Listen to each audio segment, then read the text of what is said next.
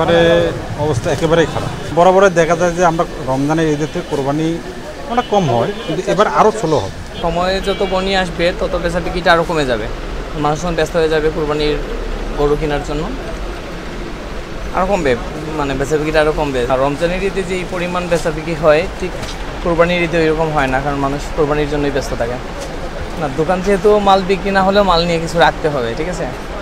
আর ঈদের পরে টুকটাক বিক্রি হয়। এই ঈদের চেয়ে ঈদের পূর্বে বেচা বিক্রিটা ভালো হয়েছিল মনে হচ্ছে, কিন্তু এখন ঠিক ওইভাবে হচ্ছে না আর কি। গত রমজানই তো ইনশাল্লাহ ভালোই ছিল, কিন্তু এত বেশি হয় না। এবারও মোটামুটি ইনশাল্লাহ চেষ্টা করতেছি আরও গ্রাহকের জন্য ভালো করার জন্য। এবার উঠাইছি কিন্তু বেচা কিনে আগের থেকে একটু দুম, মানে গত করোনার পর থেকে বেচা কিনে আমার টোটালি দুম সবারই। নতুন নতুন কালেকশান, আপডেট কালেকশান করি, কিন্তু এই বছর কালেকশান করলেও অন্যান্য বছরের তুলনায় এই বছর বেচা কিনা তেমন একটা হয় না। রমজান মাসে যেরকম বেচা বিক্রি হয়তো কুরবানির সময় তেমন একটা হয় না, এই বছর সেই পরিস্থিতি, বেচা কিনা তেমন একটা না মনে হয় না, তারা আসবে না। যেহেতু এখন আরও ঈদের প্রায় 10 থেকে 12 দিন রয়েছে, এই সময়ে যখন কোনো ক্রেতা আসে নাই, পরবর্তী ক্রেতা আসবে না, আসবে বলে মনে হয় না, কারণ কুরবানির সময় তেমন একটা ক্রেতা হয় না। মোটামুটি সব রকমের মাল আছে, কিন্তু বেচা বিক্রি অনেক কম আগেছে। গত বছর হচ্ছে, এবছর অর্ধেকও বেচা বিক্রি নেই, হইতেছে না। আজকে লাস্ট বাজার, আগামী সপ্তাহ তো বাজার ভালো হবে না, কারণ আগামী সপ্তাহ তো কোরবানের জন্য সবাই প্রস্তুতি নেবে। ওই হিসাবে কাস্টমার একবারে কম, কারণ মানুষের কাছে হাতে টাকা পয়সা নেই আমার মনে হয়।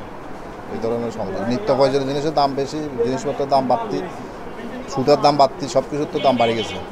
আমার মনে হয় এই কারণে বেচা বিক্রি কম হইতেছে।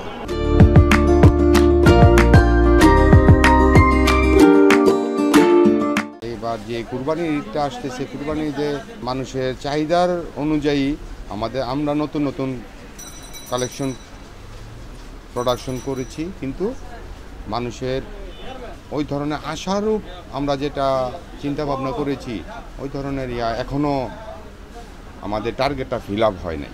আগামী বাজারটা, সামনে সপ্তাহের বাজারটা আমরা আশা করছি ভালো হবে।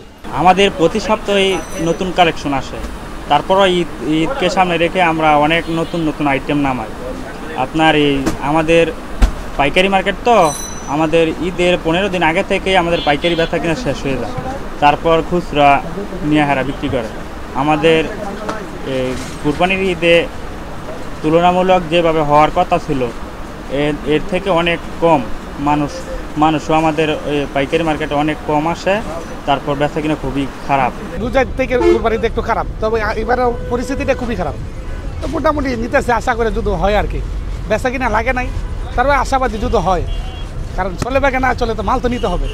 বেচা কিনে গত সপ্তাহ যা দেখছি, এই সপ্তাহ যা দেখতেছি, গত ঈদের তুলনায় আশানুরূপ বেচা কিনি না।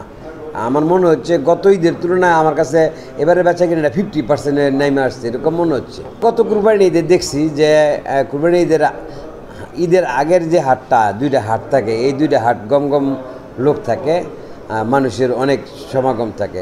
তারপরে এখন অনলাইনে বেচা কিনে হয়, টেলিফোনে বেচা কিনে হয়, মাল চলে যায় ট্রাকে, তারপরও মানুষের যেই আনাগোনাটা ছিল, এবার আমার কাছে মনে হয়েছে গত বছর আমি আমাদের বাজার বাণিজ্য সমিতির কমিটি সহ সবাই আমরা বাজারে উপস্থিত থেকে দেখছি, এবারও যা দেখতেছি তা মনে হচ্ছে যেন গত বছরের তুলনায় অর্ধেকে চলে আসছে মানুষের সমাগম।